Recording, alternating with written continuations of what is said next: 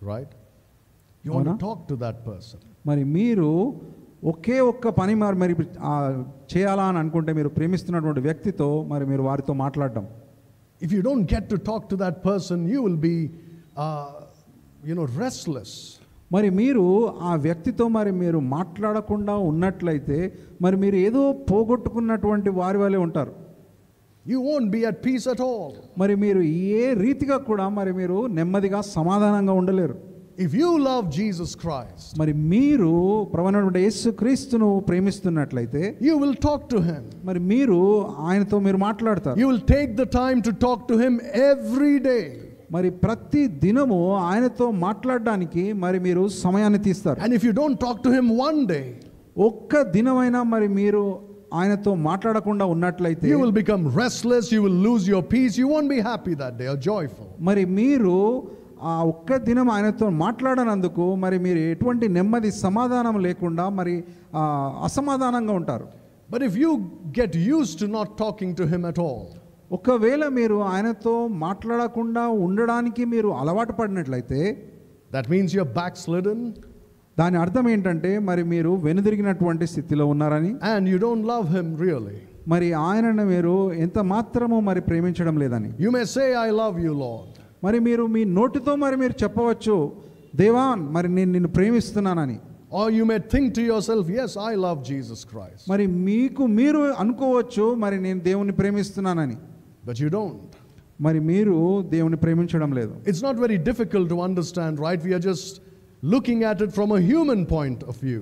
మరి ఈ విషయాన్ని అర్థం చేసుకోవడము ఎంతో కఠినమైనటువంటి పని కాదు. మనము దినదినము మన యొక్క అనుభవాల నుంచే మనము వాటిని తెలుసుకోవచ్చు. Right? అవునా? It's not very difficult. ఇది ఎంతో కష్టమైనటువంటి పని కాదు. I'm not teaching theology here.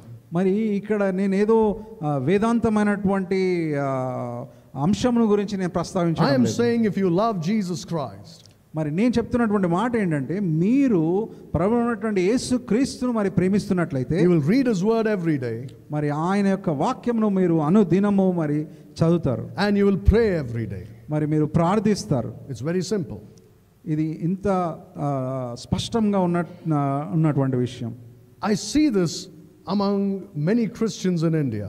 మరి అనేక మంది భారతదేశంలో ఉన్నటువంటి క్రైస్తవుల్లో మరి ఈ విషయాన్ని నేను చూస్తూ ఉన్నాను. That they substitute personal prayer for corporate prayer. మరి వాళ్ళు చేస్తున్నటువంటి విషయం ఏమిటంటే మరి వ్యక్తిగతంగా వారు కలిగి ఉండాల్సినటువంటి ప్రార్థనను మరి సంఘంగా మరి కలిగి ఉంటున్నటువంటి ప్రార్థనలతో మరి వాళ్ళు మార్పిడి చేస్తున్నట్టుగా.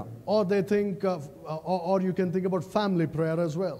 మరి ఆ విషయంకి వస్తే మరి ఫ్యామిలీ ప్రేయర్ని కూడా మరి వాళ్ళు ఫ్యామిలీ ప్రేయర్ చేసుకుంటున్నాం కాబట్టి మరి వ్యక్తిగతమైనటువంటి ప్రార్థన చేసుకోకపోయినా పర్వాలేదు అనేటువంటి అవగాహన కలిగి ఉంటారు. What I see is in many churches they have prayer every day.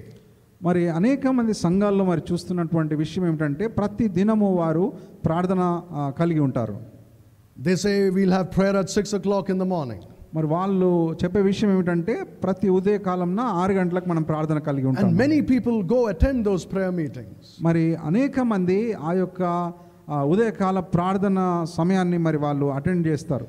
It's good to pray together. I'm not saying it's bad. మరి సంఘంగా కలిసి ప్రార్థించడము మంచి విషయమే. మరి నేను తప్పు అని చెప్పడం లేదు. But why would you want to have it at that time when you should be alone with Jesus?